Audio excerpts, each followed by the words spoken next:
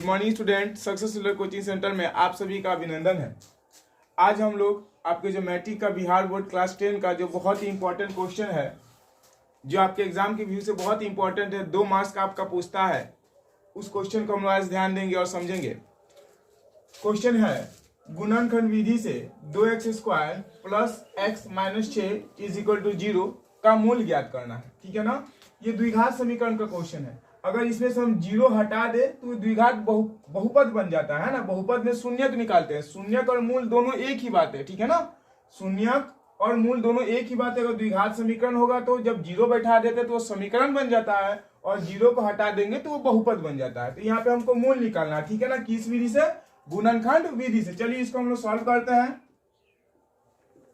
कि 2x² plus x minus 6 is equal to 0।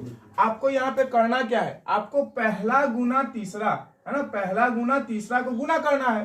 गुना करना, पहले गुना कीजिए, हम आपको समझा रहे बारीकी से। ठीक है, ध्यान समझिएगा। 2 में 6 से गुना किए, क्योंकि यहाँ पे प्लस माइनस माइनस हो गया, 2 छक्के 12, है ना, ये 12 हो गया। अब इसको 2 भाग में तोड़ना है ना।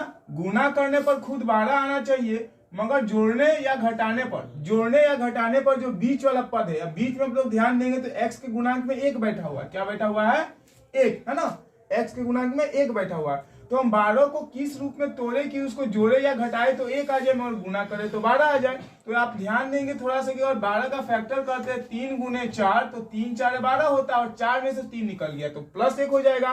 तो हम यहाँ पे लिख सकते हैं कि 4 गुने 3, यहाँ पे 4 गुने 3। अब बोलेंगे सर यहाँ पे तो माइनस लाना है, तो माइनस लाने के लिए चूंकि आपको 1 को तो माइनस पर रखना पड़ेगा। तो देखिए यहाँ पे चूंकि आपको प्लस 1 लाना है, यानी बड़ा वाला को प्लस लिखेंगे और छोटा वाला को माइनस, यानी 3 जो है वो किस में आएगा? तभी होगा प्लस 4 में से माइनस 3 निकल गया तो प्लस 1, और 4 प्लस माइनस माइनस 4 32। दोनों को हमारे पास 2 गुणनखंड मिल गया, यानी बीच वाले पद को आपको तोड़ना है कि 2x² प्लस x है तो हम लिखेंगे 4x और माइनस 3x। देखिए 4x में से 3x गया तो आपको क्या बच गया? x, और माइनस 6 इज इक्वल टू 0। अब क्या करेंगे? इन दोनों में से हमको कॉमन निकालना है। क्या निकालना है? कॉमन। ठीक है ना, और इन दोनों में से कॉमन निकालना, अलग अलग कॉमन निकालेंगे। तो देखिए ध्यान से, यहाँ पे भी 2, यहाँ पे भी 2, यानी 2 कॉमन निकल सकता है और साथ में x भी निकल सकता है। तो हम लिखेंगे 2x। तो 2x कॉमन निकाल लिए, तो पहले से बाबू यहाँ पे क्या बच गया? x। अब देखिए 2x निकल गया तो यहाँ से बच गया 2, यानी 2x को जब 2 से गुना कीजिएगा तो 2 एकम 2, x² हो गया, 2 दूनी 4, x है तो x हो गया। ठीक है ना। अब इसमें से क्या कॉमन निकाले? तो इसमें से कॉमन निकालने के लिए आपको कुछ करना नहीं है, जो आपको पहला कॉमन आया है उसी को लिख दीजिए एक बार, x प्लस 2। जो यहाँ पे आए वो यहाँ पे ही आएगा, 110% यहाँ पे आएगा, आपको कोई सोचना नहीं है। जब भी यहाँ पे जो पद पहला कॉमन आ जाता है उसी को दूसरा में लिख दीजिए। अब आपको करना है कैसी? पहला वाला लिखिए। देखिए इसमें से तो कॉमन ये बन गया, अब इसमें से कॉमन निकालना है तो पहला आपको लाना है माइनस 3x, और यहाँ पे पहले से x बैठा हुआ है, क्योंकि आपको माइनस मिलाना है तो अब यहाँ पे माइनस रखिएगा, माइनस प्लस माइनस। अब हम लोग रख देंगे 3। देखिए माइनस प्लस माइनस, 3 में 1 से गुना किए 3x, अपने आप आपका दूसरा पद मिल जाएगा, माइनस प्लस माइनस 3 दूनी 6 इज इक्वल टू 0। जो कॉमन है उसको एक बार लिख दीजिए, x प्लस 2, और बाहर क्या बचा है? 2x और माइनस 3 इज इक्वल टू 0। अब ये 0 का मतलब क्या हो गया? ध्यान दीजिए, मेरे पास अगर 2 अंक है a गुने b, अगर 0 आ रहा है, क्योंकि इसको हम a मान लेते हैं, इसको b हम जस्ट समझा रहे हैं, इसको आपको एग्जाम में नहीं लिखना है, क्वेश्चन बनाते समय नहीं लिखना, आपको समझना है।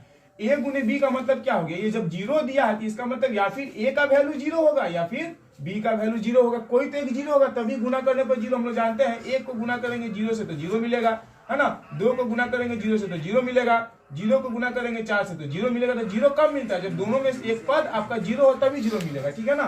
तो चलिए इसका मतलब हम लोग कह सकते हैं, हमको तो मालूम नहीं है ना कि ये 0 है या फिर ये 0, तो हम दोनों को 0 के बराबर कर देंगे कि x plus 2 is equal to 0 या 2x minus 3 is equal to 0। ठीक है ना। अब इसमें से देखिए प्लस 2 को भेजेंगे तो x बराबर माइनस 2, या 2x माइनस 3 को भेजेंगे तो प्लस 3, यहां से x बराबर 2 को भेजेंगे तो 3/2। तो हम लोग कह सकते हैं कि अतः क्या है? मूल बराबर। अतः द्विघात समीकरण का मूल बराबर। तो मूल क्या क्या आ जाएगा बाबू? एक आ जाएगा माइनस 2 और एक आ जाएगा 3/2। यही आपका क्या हो जाएगा? द्विघात समीकरण का मूल आ गया। अगर आपको ये वीडियो अच्छी लगे तो हमारे चैनल के साथ जुड़े, हमारे चैनल से जुड़े, हमारे वीडियो को लाइक करें, शेयर करें और सब्सक्राइब करें। धन्यवाद।